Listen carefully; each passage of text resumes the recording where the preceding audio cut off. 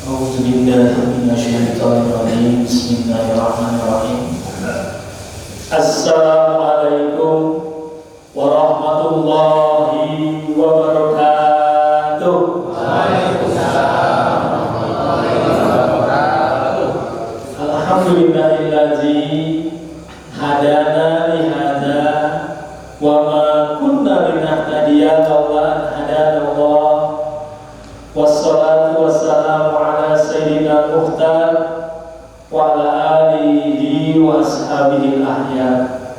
Allahumma sholli wa sallim wa barik ala sultani khalqillah wa sahibi taji kamali sifat sayyidina wa maulana Muhammadin al-Mustafa wa ala alihi wa sahbihi adada ma fi la ilaha illallah.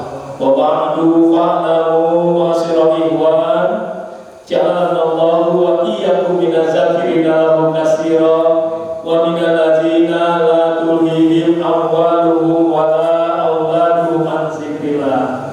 Allahumma aftah lana bi futuhil arifin. Allahumma aftah lana bi futuhil arifin. Allahumma aftah lana bi futuhil arifin. Bi barakatil hurmati maqam sahabat sayyidi Ahmad sahibul wafatul arifin qaddasallahu sirah. Al-Fatihah. Bismillahirrahmanirrahim. Alhamdulillahi rabbil alamin arrahmanir rahim maliki yaumiddin. Iyyaka na'budu wa iyyaka nasta'in shiratal mustaqim shiratal ladzina an'amta 'alaihim ghairil maghdubi 'alaihim waladdallin.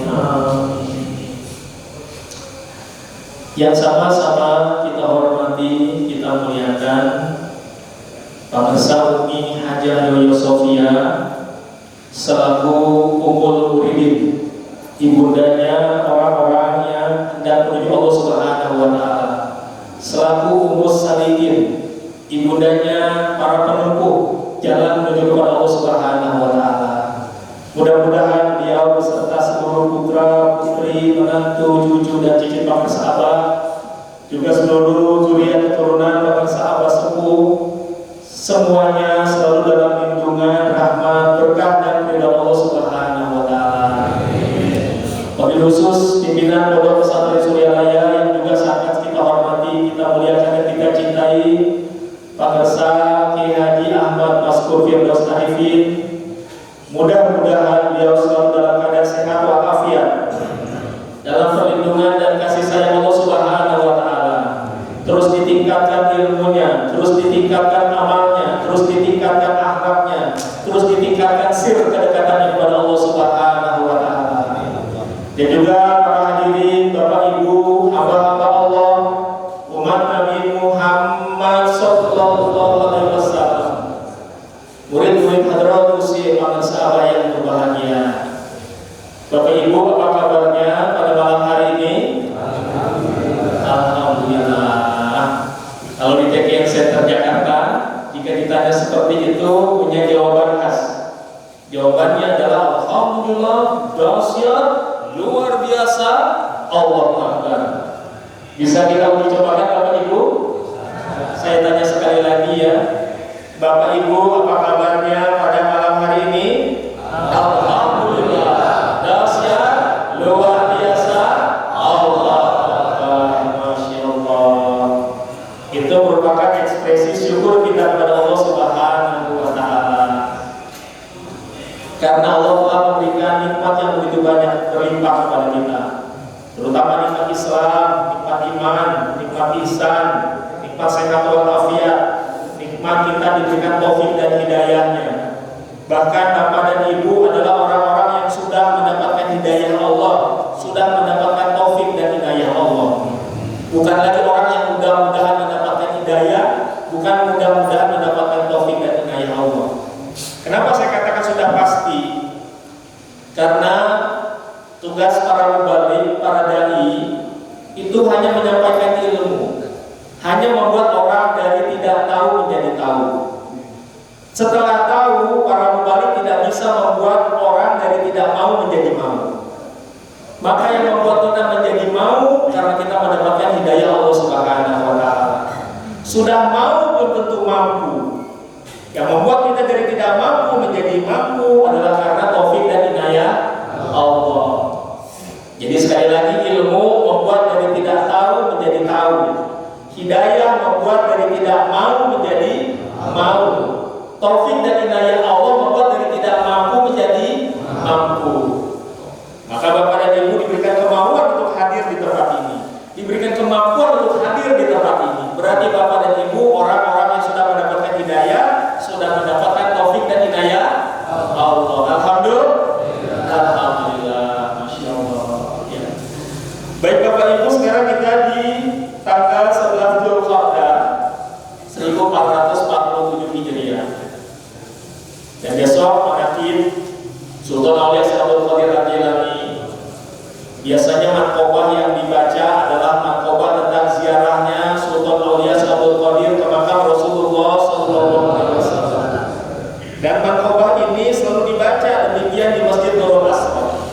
Diikuti oleh di mana-mana pun tempat manaqib yang bertabaruk dengan manaqib yang dilaksanakan di Masjid Nurul Asqam. Kenapa manqobah ini yang selalu dibaca? Karena memang semenjak bulan Dzulqa'dah, bahkan di akhir Syawal pun ya sudah ada berbondong-bondong kaum muslimin dari berbagai penjuru dunia Islam. Mereka menuju ke tanah suci, khususnya negara kita Indonesia. Kloter pertama itu sudah berangkat tanggal 22 April yang lalu, itu kloter satunya.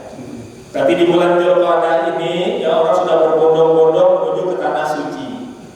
Dan gelombang awal atau kloter-kloter awal itu biasanya akan hadir singgah di Madinah Al-Munawwarah dulu.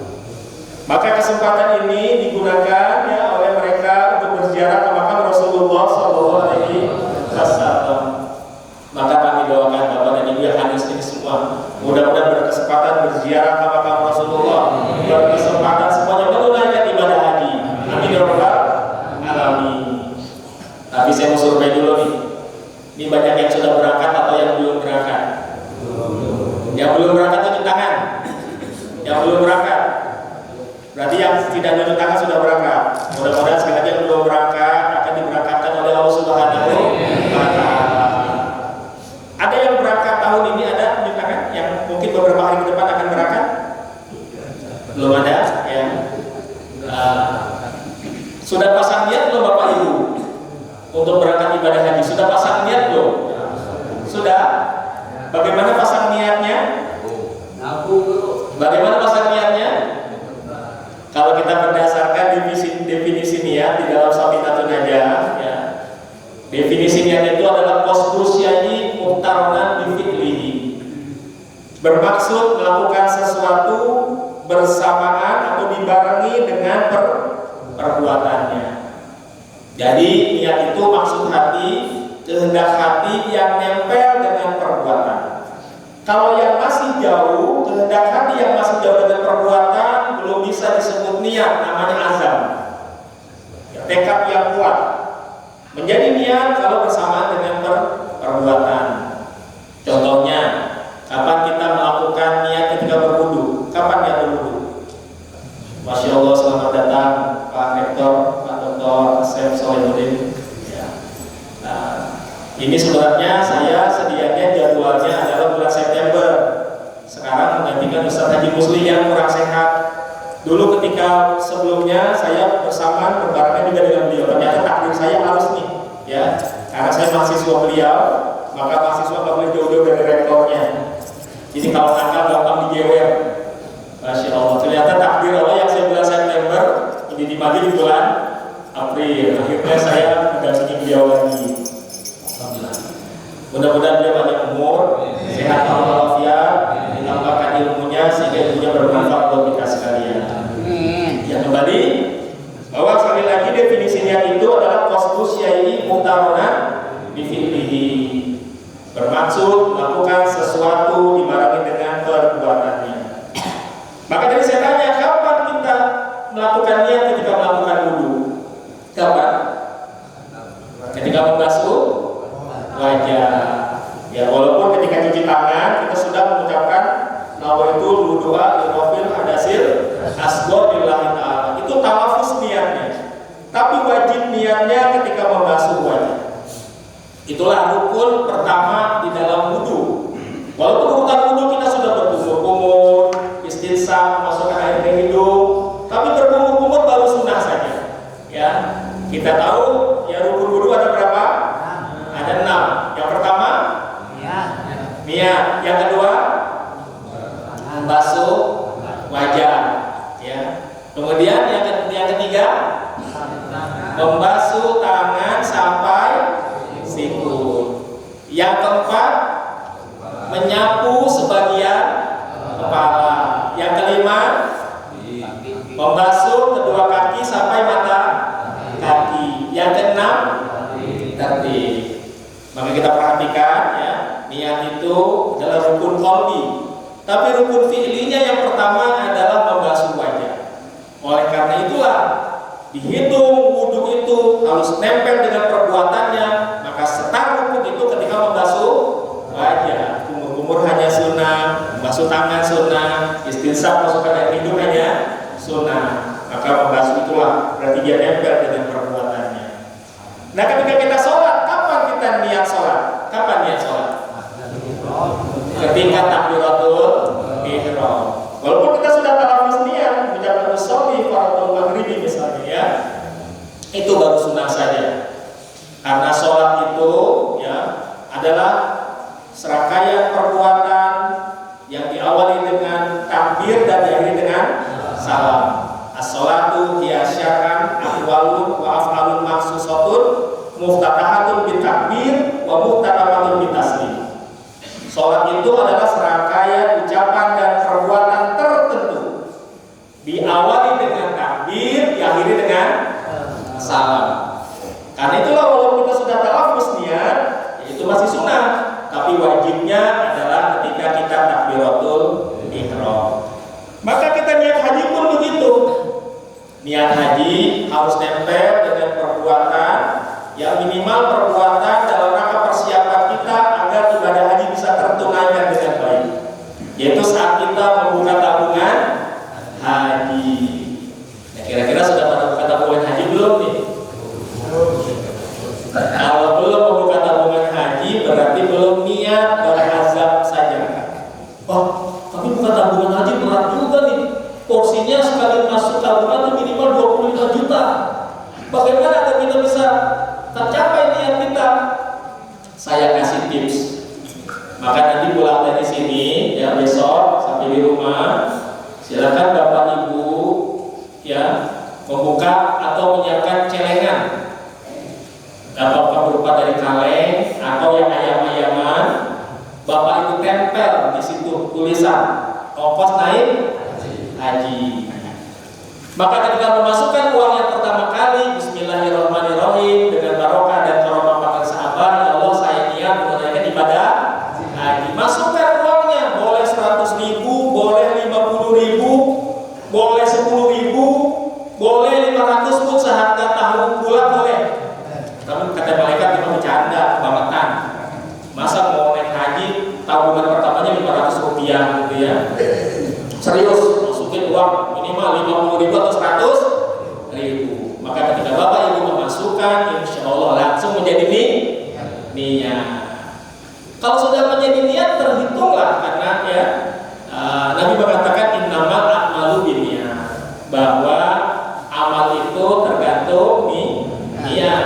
Kalau sudah niat, insya Allah dia akan ada pertolongan Allah Subhanahu wa Ta'ala. Jadi jangan kita merasa begini, aku sudah niat bertahun-tahun, sudah 20 tahun niat kok nggak berangkat-berangkat. Ternyata ketika kita cross check dengan kitab Safinatun Najah, kita belum niat, baru azam namanya. Ya, jadi besok pulang dari sini sengaja itu buka tabungan haji. Dalam arti tabungan kita buat sendiri, ya, dari celengan, tempel tulisan ongkos naik haji. Dari yang pertama ya, niat dulu. Kalau sudah niat, insya Allah akan datang berbagai pertolongan Allah Subhanahu wa Ta'ala. Datanglah berbagai kemudahan-kemudahan. Yang kedua, maka kita amalkan amalan-amalan yang bernilai haji. Kita minta pertolongan kepada Allah. Apalagi sudah jelas perintah Allah. Ya ayyuhalladzina amanu, ya wahai orang-orang yang beriman, ya. Ya ayyuhalladzina amanu ista'inu bis-sabri was-shalah. Hai orang-orang yang beriman, minta tolonglah dengan sabar dan salat. Maka langkah kedua, kita minta tolong kepada Allah dengan sabar. Sabar di sini adalah kita melakukan ketaatan kepada Allah, ya, dan juga kita menerima segala ketentuan-ketentuan pahit atau musibah dari Allah. Itu yang pertama. Ada sikap jiwa yang kuat dulu untuk menerima segala takdir dan ketentuan Allah Subhanahu wa taala. Yang kedua, kita melakukan memohon pertolongan kepada Allah dengan sholat. Sholat apa? Yang pertama tentu sholat yang punya nilai fadilah, yang kalau kita lakukan maka pahalanya bernilai haji dan umroh. Nah, sholat apa itu? Sholat sunnah Isra. Benar, ya. Karena ada hadisnya Nabi mengatakan man sholat wadata fi jama'atin summa qada yazkurullaha hatta tatlu'a syamsu summa sholat raka'ataini fakanat lahu ajri hajjatin wa umratin tamatin. Jadi dalam hadis ini Nabi mengatakan siapa yang sholat godah berjamaah, maksudnya sholat fardu subuh berjamaah.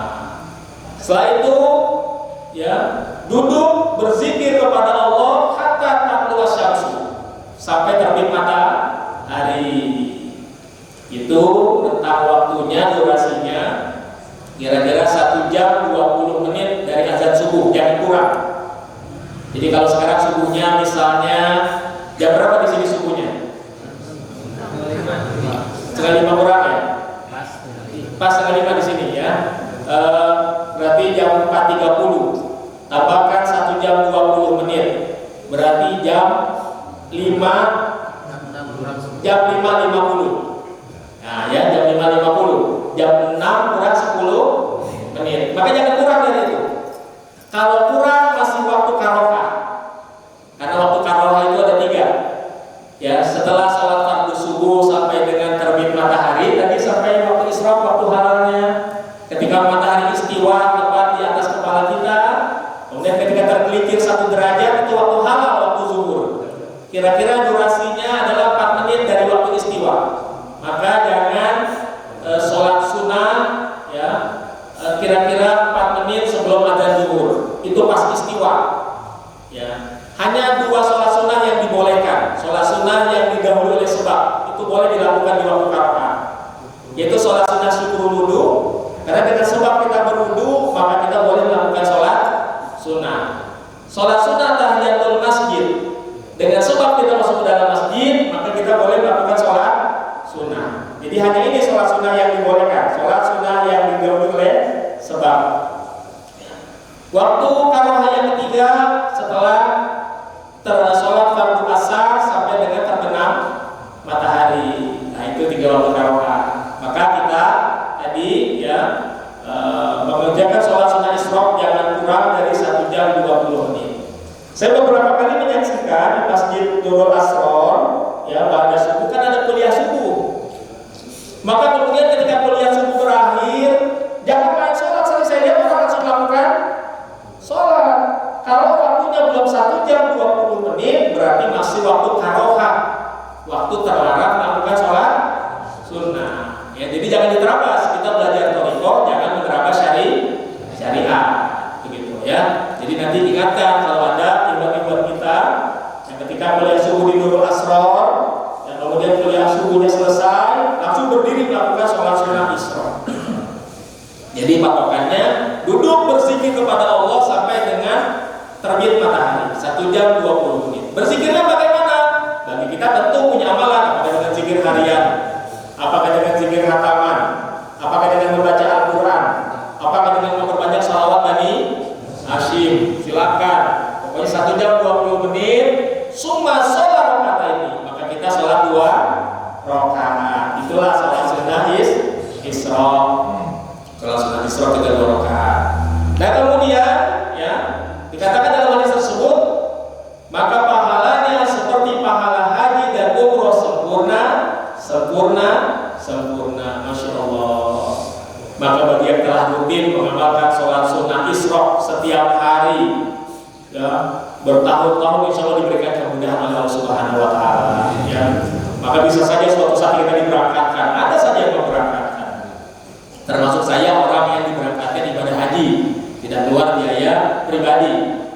Jadi alhamdulillah 2016, ya, dan dulu daftarnya 2011, maka diberangkatkan 2016.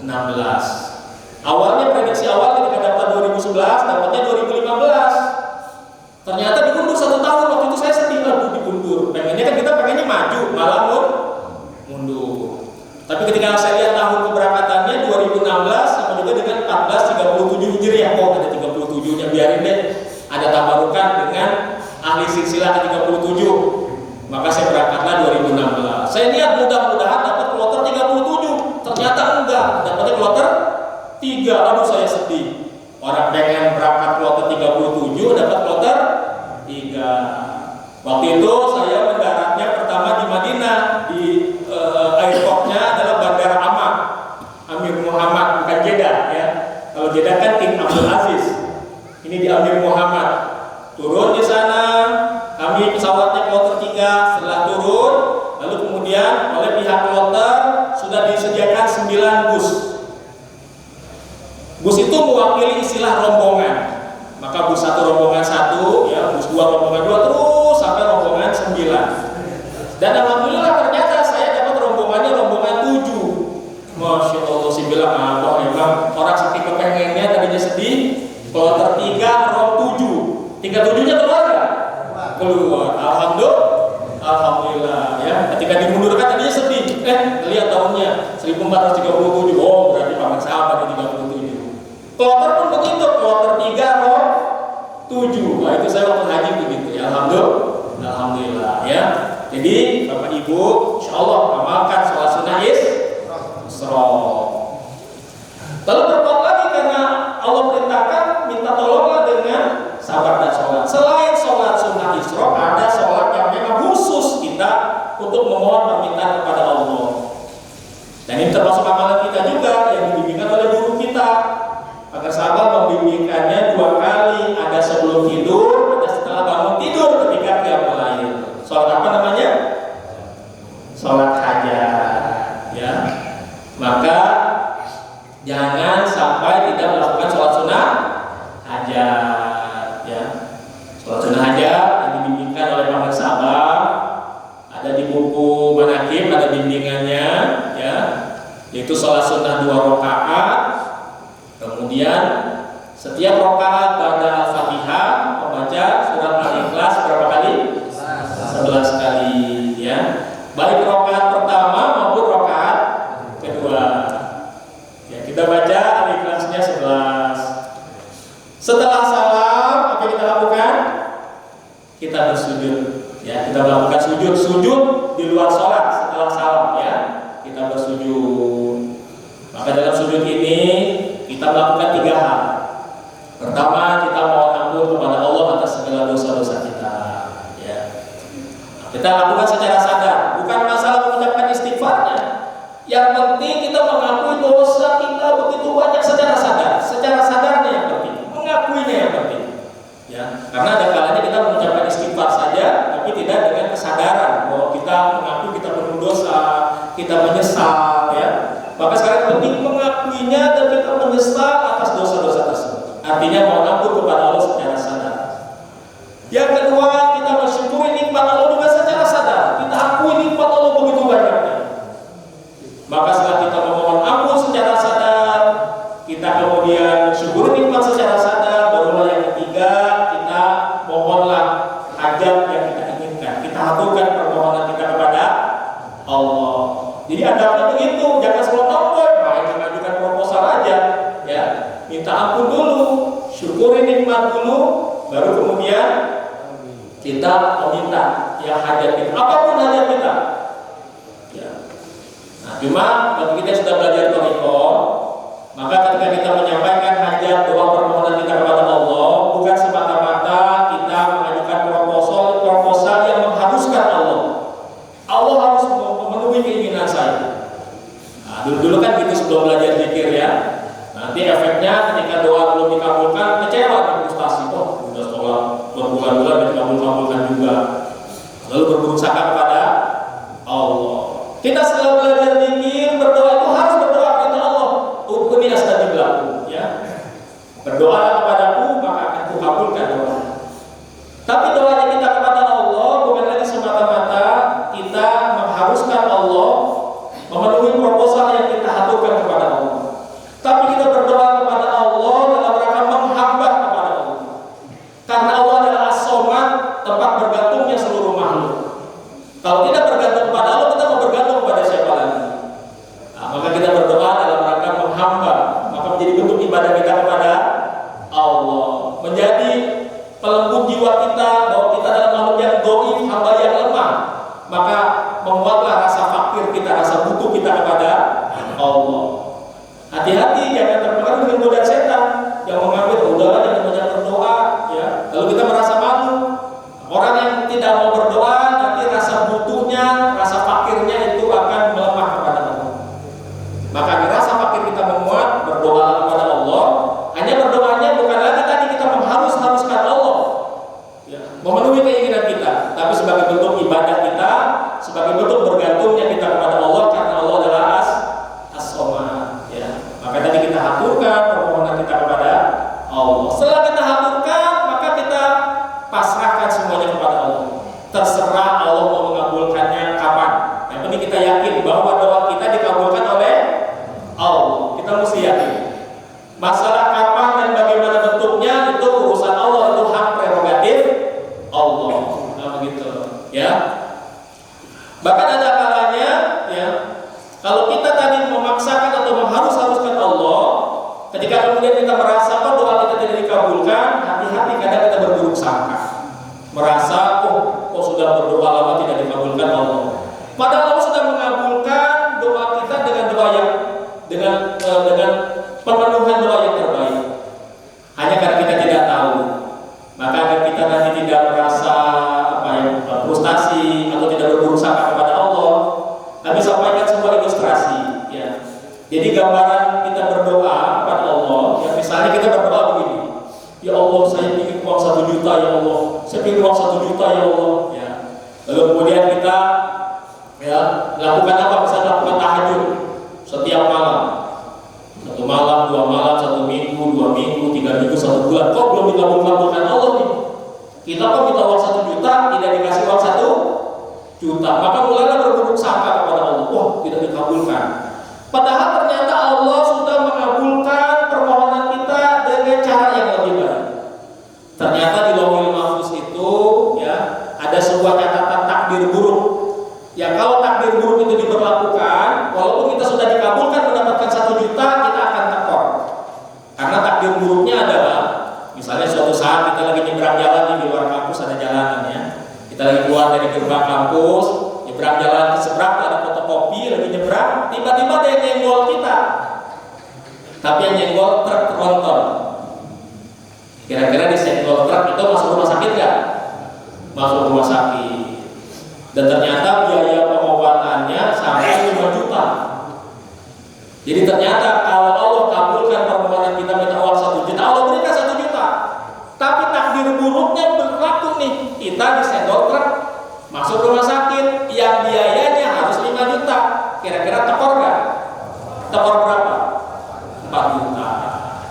Maka tadi kita sudah ngomong, Allah minta 1 juta, minta 1 juta dengan tahajud sekian malam. Allah menyatakan, wahai hambaku, doamu aku terima, tapi bentuk pengabulannya aku berikan yang lebih baik. Bukan aku berikan secara nominal uang 1 juta kepadamu, tapi takdir burukmu yang harusnya kamu kesenggol truk masuk rumah sakit 5 juta, takdirnya dihapus oleh Allah. Berarti walaupun kita tidak mendapatkan 1 juta, kita tekor nggak? Enggak. Jadi ternyata Allah sudah mengganti dengan yang lebih baik.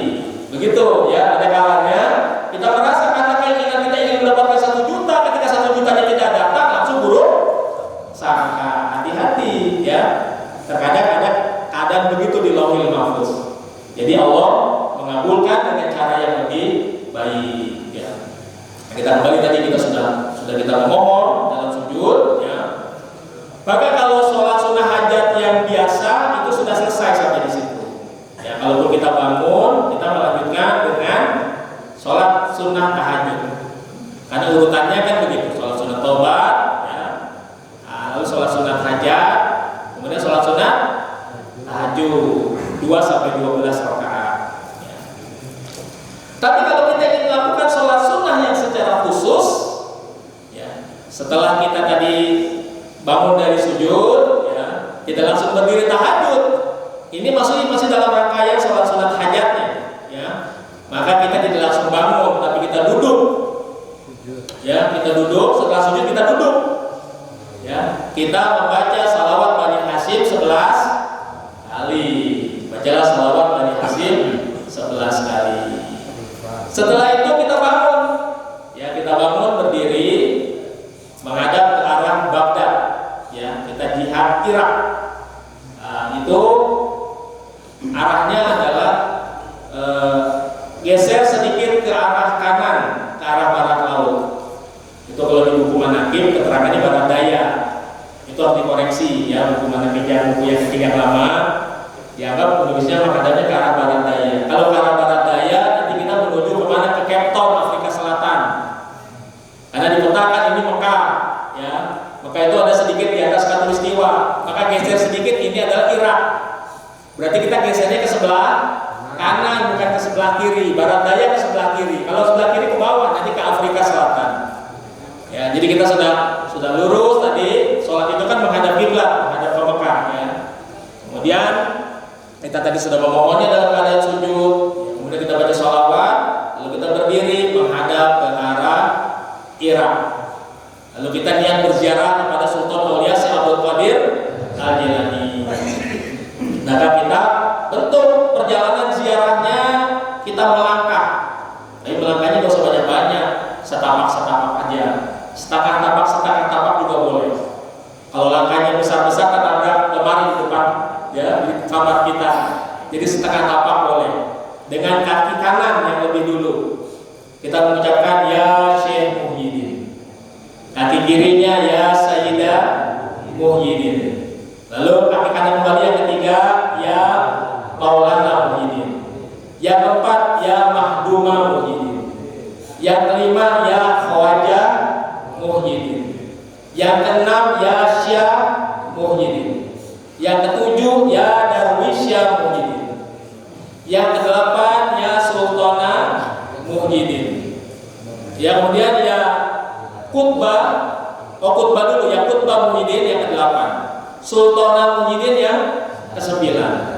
Yang ke-10 ya Gausa Muhyiddin. Yang ke-11 ya Sayyidah Sadati Abdul Qadir Muhyiddin. Maka seolah-olah secara spiritual kita sudah sampai nih di makbarahnya Sultan Aulia Syekh Abdul Qadir Al-Jilani. Jadi bentuk isyaratnya melangkah 11 langkah. Langkah 11 seolah-olah secara spiritual, secara rohani kita sudah ada di makbarahnya Tuan Syekh, sudah berhadapan secara rohani dengan Tuan Syekh Abdul Qadir Al-Jilani. Maka kemudian kita memohon kepada Allah dengan beristighosah. Ya Ubaidallah, wahai hamba Allah, agisni biistilah, tolonglah aku dengan izin Allah. Wa ya syekhos sakalain, wahai syekhnya manusia dan jin, agisni, tolonglah aku, amdini, bantulah aku, fi qodoi hawaiji. Maka kemudian hajat yang tadi sudah kita sampaikan dalam keadaan bersujud, ya, kita ucapkan lagi, mana yang paling urgent. Setelah itu kita menutup dengan doa penyerahan mutlak kepada Allah. Allahumma lakal kulu, wa bikal kulu, wa bikal kulu, wa ilaikal kulu, wa antal kulu, wa kullu kulu birahmatika ya arhamar rahimin. Karena ini temanya dalam kaitan kita memohon agar bisa ibadah naik haji, maka termasuk yang kita mohon Allah mudah-mudahan bisa segera naik haji. Begitu termasuk hajat yang tadi kita inginkan. Tadi ada amalan yang otomatis bernilai naik haji dan umroh, itu salah sunnah Isra. Tapi ada amalan juga yang mempercepat agar hajat kita dikabulkan Allah, salat sunat hajat. Sampaikan di sini tadi dalam sujud kita minta ya segera naik haji. Ketika berjalan 11 langkah itu, ya, permohonan yang kita sampaikan kepada Allah diantaranya bisa segera ibadah naik haji. Masya Allah, ya. Jadi insya Allah nih, dan kita mengamalkan amalan-amalan bernilai haji dan juga permohonan sholat, ya, yang dalam rangka mengaturkan permohonan kita kepada Allah, maka menjadi wasilah. Maka insya Allah kalau kita sudah istiqomah mengamalkan sholat sunnah Isra, maka insya Allah Bapak dan Ibu tercatat sebagai haji hakikat. Karena memiliki keistiqomah itu berat. Orang yang berangkat ke tanah suci melakukan ibadah haji secara zahir belum tentu ketika pulang menjadi orang yang istiqomah. Tapi Bapak dan Ibu bisa istiqomah setiap hari tanpa putus melakukan sholat sunnah Isra, itu luar biasa. Al-istiqomah khairun min alfi karomah. Istiqomah itu lebih baik daripada 1000 karomah. Maka di dalam diri Bapak dan Ibu sudah ada predikat haji secara hakikat. Kalau sudah punya predikat haji secara hakikat, tinggal nanti berkesempatan digiring oleh Allah berangkat haji secara syariat ke tanah suci. Insya Allah. Nah, itu di antara amalan-amalan. Ya. Amalan apa lagi memudahkan kita berangkat ibadah haji? Memperbanyak sholawat, khususnya sholawat Bani Hashim. Ya. Amalkan Bani Hashim secara khusus. Setiap malam minimal 1650 kali. Ini Pak Sahabat menyampaikan kepada dua kiai, pada Kiai Haji Arif Irwani, kepada Kiai Haji Agus Budin Mubarak. Dan Pak Sahabat menyampaikan tentang fadilahnya melakukan mengamalkan salawat Bani Hashim. Ketika Ajaran Agus datang kepada Pak Sahabat tahun 2004, Bah mau naik haji Bah, tapi nggak punya ongkosnya Bah. Maka kata Abah, amalkan ini 1650 kali. Maka Abah mengucapkan, wa in kunta fi amrin wa dinta bi hamlihi fasbahta fi usrin wa amsayta fil haraj fasalli ala muhtari min ali hasini hasiran fa inna allaha yatika bil faraj. Nah, ini ucapan Pak Sahabat. Ini Pak Sahabat menyampaikan itu kepada Ajaran Atus Rudin Mubarak. Setelah itu beliau pulang. Maka ketika pulang sampai di rumah beliau di Bandung, mulailah beliau mengirimkan. Yang beliau mikir apa memerintahkan untuk membaca makalah tadi. Maka dibaca waktu mutafil amrin terus, beliau baca sampai selesai sebanyak 1650 kali. Ternyata sampai jam 2:30 belum selesai.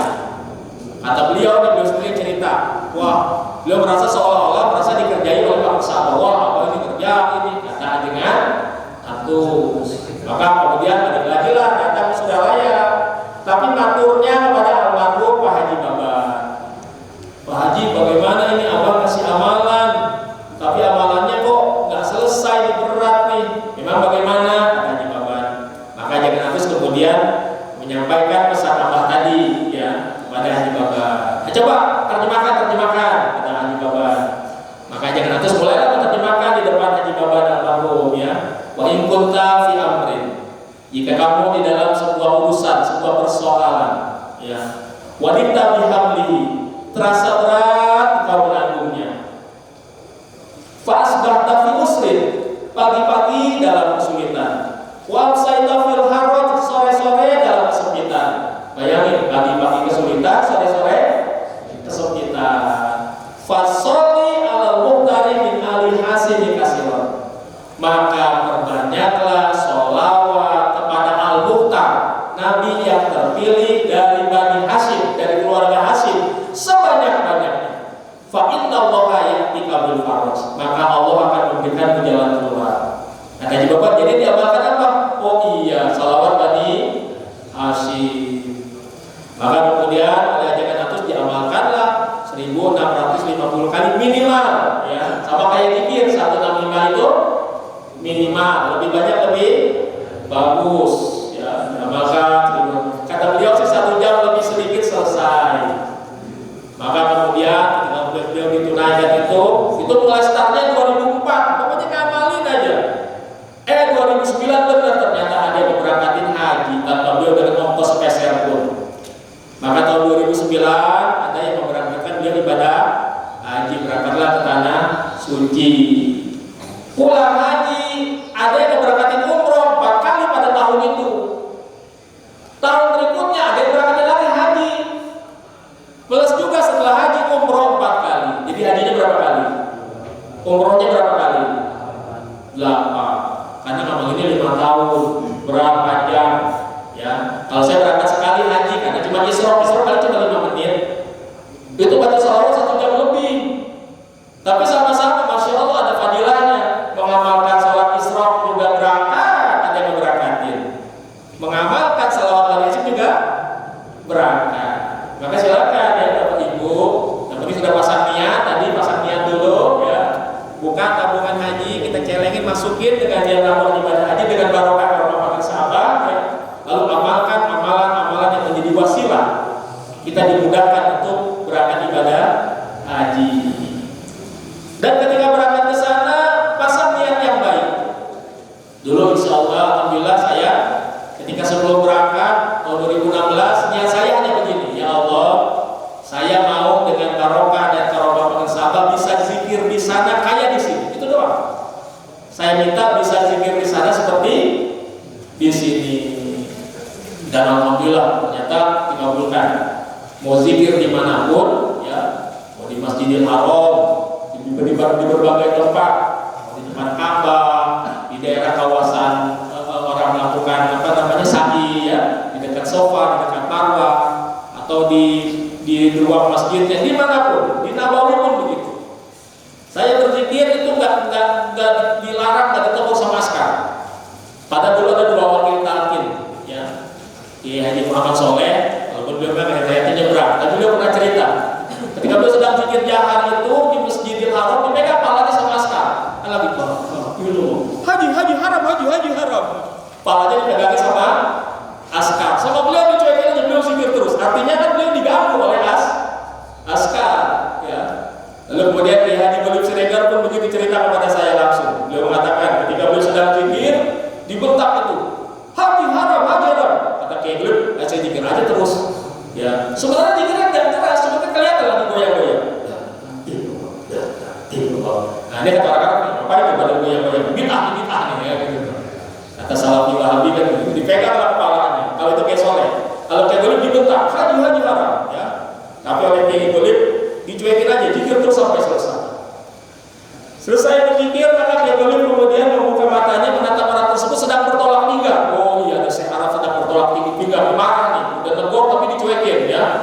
Lalu kemudian Kiai Golib membaca surat Al-Baqarah ayat 114, ya, yang artinya adalah kezaliman mana yang lebih besar daripada menghalang-halangi orang berzikir di masjid Allah. Lalu kemudian beliau membacakan berbagai ayat Quran dan hadis yang terkait dengan zikir, ya. Setelah itu beliau kasih kata pengantar dalam bahasa Arab. Apa pendapat Anda terhadap ayat dan hadis yang baru saya bacakan? Oh, ini saya Arabnya kaget. Ternyata ini orang alim nih, ya.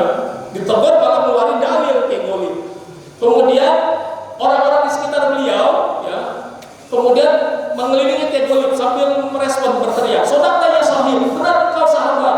Lalu semua orang yang ada di sekitar Masjidil Haram menghubungi Kiai Golib, ditanya, "Min aina ya Syekh? Dari mana Anda Syekh?" Disalami. Maka tadi Syekh yang membentak aja, si Arabnya menjadi terisolir, sedangkan Kiai Golib menjadi bintang, ya, disalami oleh orang-orang begitu banyak di Masjidil Haram, Masya Allah. Tapi tetap saja berarti beliau sempat ditegur, dimarahi sama orang Arab, sama askar sana, ya. Dan memang mereka manhajnya, ya, itu adalah Salafi Wahabi. Tapi saya alhamdulillah karena sudah minta sebelum berangkat, ya Allah, saya mau zikir di sana, ya, itu seperti di sini dengan barokah karomah pengensa Abah. Ya Allah, dengan barokah karomah pengensa Abah, saya mau zikir di sana kayak di sini. Maka ibadah haji itu kan 9 hari di Madinah, 28 hari di Mekah. Saya zikir dimanapun itu nggak diomelin askar. Paling teman-teman haji saya, ya, ketika saya selesai zikir bilang, Andika, tadi itu askar ngeliatin aja, ngeliatin doang ini. Jadi ketika saya asik zikir, askar cuma ngeliatin, negor enggak, nyamperin enggak, ngeliat dari kejauhan. Cuma dia ngeliat orang apa itu lagi asik-asik badannya bergerak begitu, ya. Bahkan ada sebuah pengalaman, Masya Allah, ya. Ketika saya sedang di lantai 2 Masjidil Haram sambil menatap ke arah Ka'bah, ya, karena menatap Ka'bah itu saja ada barokahnya, ya. Allah setiap hari menurunkan 120 barokah, 60 buat yang tawaf, kemudian 40 buat yang sholat menghadap kiblat, 20 buat yang hanya memandangnya memandang Ka'bah saja dapat barokahnya. Jadi setiap hari Allah itu menurunkan 120 barokah, 60 buat yang tawaf, 40 buat yang sholat, 20 buat yang memandang. Jadi awalnya saya sedang memandang Ka'bah di lantai 2 melihat ke bawah, saya pengen zikir, akhirnya saya zikir. Tapi saya niat zikir nggak mau pakai hitungan, zikir aja pokoknya. Maka mulai saya zikir. Suaranya hanya sebesar ini saja, ya. Tapi lama-lama kita kan asik, badan bergerak sendiri, begitu sangat asiknya, ya. Kita sudah masuklah ke dalam suasana zikir itu. Tiba-tiba saya kaget ketika sedang kasih zikir, wajah saya terasa panas, ada bus bawa panas. Saya kaget lagi zikir. Cuma saya nggak buka mata, ya. Kaget, kok ada hawa panas menerpa wajah saya. Saya zikir terus zikir. Hawa panasnya bus berkali-kali hawa panas. Saya cuekin, saya zikir terus sampai kemudian hawa panasnya hilang, saya zikir terus. Selesai zikir, ya, saya tetap gak buka mata. Ketika berdoa saya tetap merem, saya tetap tawajuh, ya. Barulah setelah selesai tawajuh saya buka mata dan saya kaget, masya Allah. Itu saya lihat Ka'bah gelap pekat. Ternyata tadi ada badai pasir. Jadi di sekitar Ka'bah itu ada pasir yang beter. Pantesan wajah saya panas. Jadi dari luar masjid itu pasir terbawa masuk ke Masjidil Haram, kan pasir itu terkena matahari, ya. Jadi ketika serbuk-serbuk halusnya menerpa wajah itu terasa panas, badai pasir nih. Lalu saya lihat satu saf saya sebelah kanan. Ini satu saf ini kosong, nggak ada orang. Sebelah kiri kosong. Saya lihat saf kedua kosong, saf ketiga kosong, saf keempat kosong, saf kelima. Semua orang dari belakang saf kelima, dari ujung kanan ke ujung kiri ngeliatin saya semua. Saya bilang gitu, wah, saya jadi risih, saya pindah. Pasti kata orang-orang, orang gila atau orang gila gitu. Jadi ternyata karena saya tidak tahu badai pasir, ya, saya jikir-jikir aja. Ternyata masya Allah, pantesan askar juga kita cuekin, badai aja kita cuekin. Karena sudah minta begitu, ya Allah, saya mau zikir di sana seperti di sini dengan barokah pengesah. Masya Allah dikabulkan. Ya. Sedangkan tadi doa kita saja pernah ditegur, walaupun beliau menjadi bintang akhirnya. Ya. Akhirnya yang menegur malah menjadi malu sendiri, terisolir sendiri. Nah, itu diantara, ya, barokahnya kita mengamalkan zikir ini. Maka nanti buat yang berangkat pun insya Allah, ya, ketika mengamalkan amalan-amalannya, sertakan amalan PKN kita. Kalau tawaf, ya, amalkan saja amalan zikir kita, zikir hataman kita. Kalau berdasarkan buku itu doanya panjang-panjang. Putaran tawaf yang pertama doanya panjang, yang kedua panjang. Maka saya lihat orang-orang yang tawaf itu sambil nunduk-nunduk baca buku, padahal nggak ngerti apa yang dibaca. Tapi ya baca aja. Atau ada juga yang mengikuti panduan pemandunya. Mereka pakai headset, ya. Pemandunya pakai mikrofon.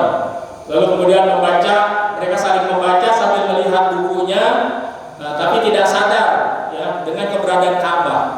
Padahal tadi memandang Ka'bah saja sudah mendapatkan 20 keberkahannya, masya Allah. Tapi mereka akhirnya beribadah seperti robot, ya, tidak paham yang dibaca, ya. Yang penting udah membaca aja walaupun nggak paham. Tapi kalau kita mengamalkan amalan kita, bimbingan para sahabat, masya Allah, ya. Ketika kita pertama di rukun Hajar Aswad, maka kita istilam, Bismillah, ya Allah, Akbar, kita kecuplah tangan kita, ya. Lalu kemudian kita mengucapkan Subhanallah, walhamdulillah, wala ilaha illallah, wallahu akbar. Maka terus kita baca doa 7 yang pertama.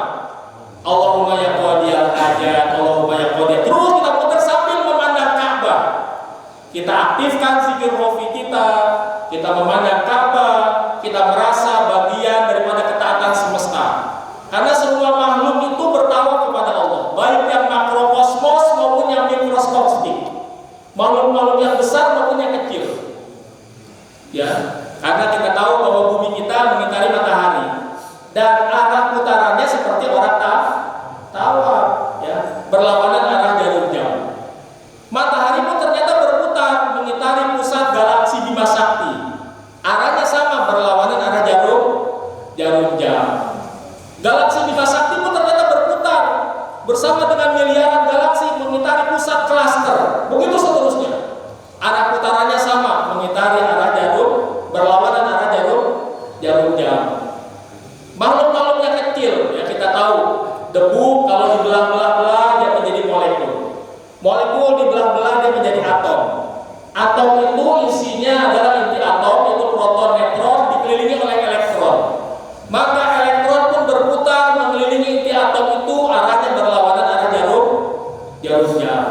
ketika kita tawaf kita niatkan, ya Allah, hamba mengikuti ketaatan semesta, ya. Maka kita berputar sambil menatap ke arah Ka'bah, sambil kita robiqah kepada guru mursyid kita menghadirkan zikir hofi. Tadi setelah kita mengucapkan subhanallah walhamdulillah wala ilaha illallah akbar, kita membaca Allahumma ya qadiyar, terus diulang-ulang. Tapi dalam kesadaran kita ibadah bukan seperti robot yang kita membaca apa yang kita tidak tahu. Kita ibadah dalam kesadaran, kita pandang terus Ka'bah. Bertemu di rukun Yamani, kita istilah bismillahi Allahu akbar, tapi tidak dikejuk. Lalu doanya berubah menjadi Rabbana atina fid dunya hasanah wa fil akhirati hasanah wa qina azabannar. Kita ulang-ulang terus sampai bertemu dengan rukun Hajarul Aswad. Kita istilah lagi bismillahi Allahu akbar, kita kecup. Ini putaran yang kedua. Ucapkan subhanallah walhamdulillah wala ilaha illallah akbar. Lalu doa kita Allahumma ya kafiyal himmat, Allahumma ya kafiyal, Allahumma masya Allah. Maka ketika orang-orang ada kalanya lupa sudah putaran yang berapa, kita gak bakalan lupa. Karena sudah tahu urutan doanya. Satu putaran satu doa, ya. Sambil memandang ke arah Ka'bah dalam kesadaran, berzikir khofi, melakukan ibadah dengan penghayatan. Masya Allah, ya. Inilah nikmatnya kalau mengikuti bimbingan guru mursyid. Setelah itu tawafnya pun begitu, ya. Tawafnya ketika kita memandang start dari sofa, memandang ke arah Ka'bah dulu, kita mengucapkan la ilaha illallah wa syarikalah dan seterusnya.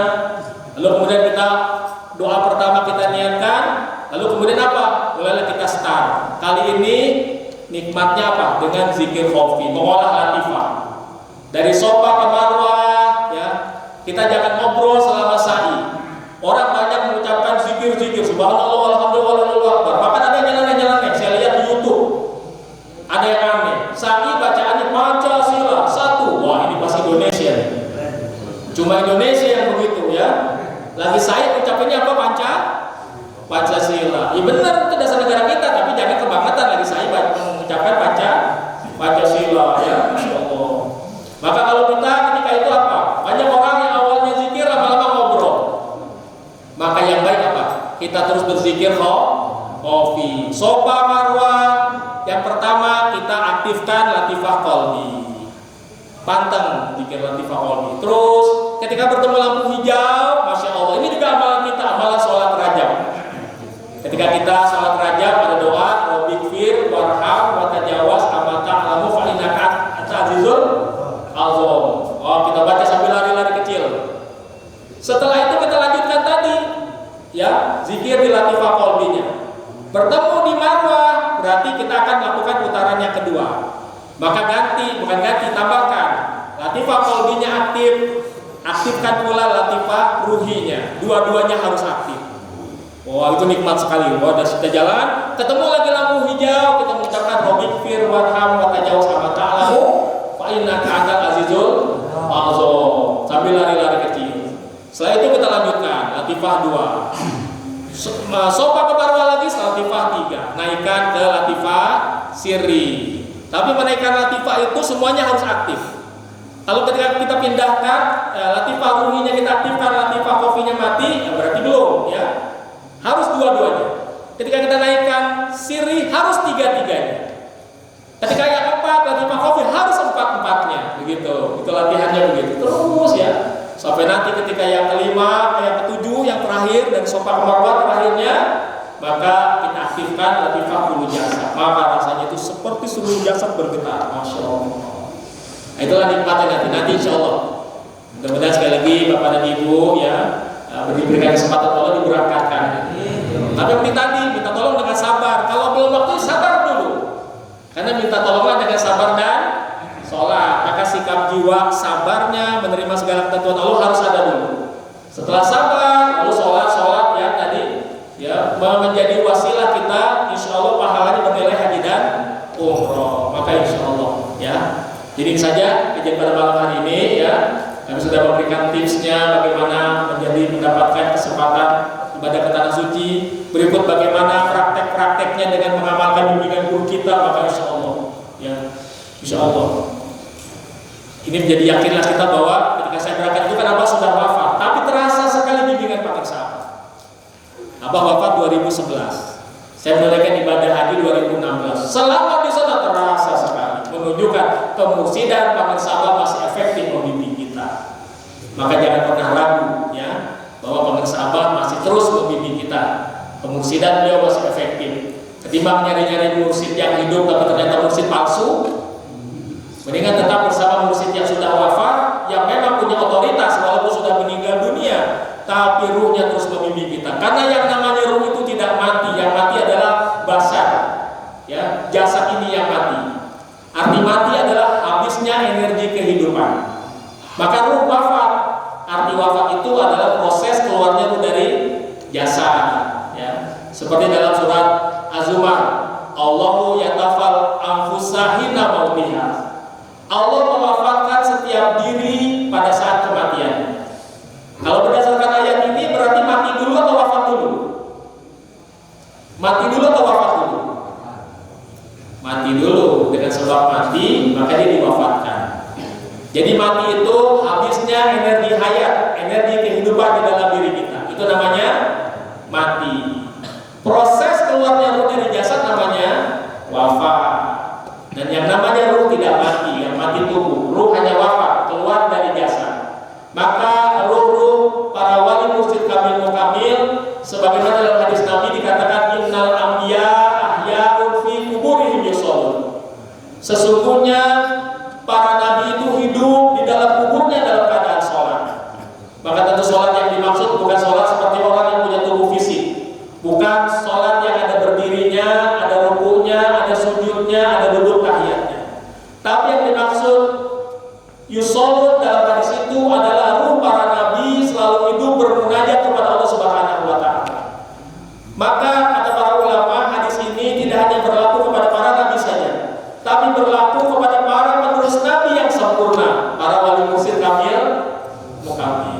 Maka insya Allah ya para sahabat tetap hidup di sisi Allah, maka disirkin indah malikin muqtadir, maka pemursidannya terus efektif membimbing kita sampai insya Allah kita semua usul kehadiran Allah Subhanahu wa Ta'ala. Ini saja ya, kajian pada malam hari ini. Terima kasih atas segala perhatiannya, mohon maaf atas segala kekurangannya. Wa 'ala Allahi tawakkalna wa ilaihi al-masir. Wassalamu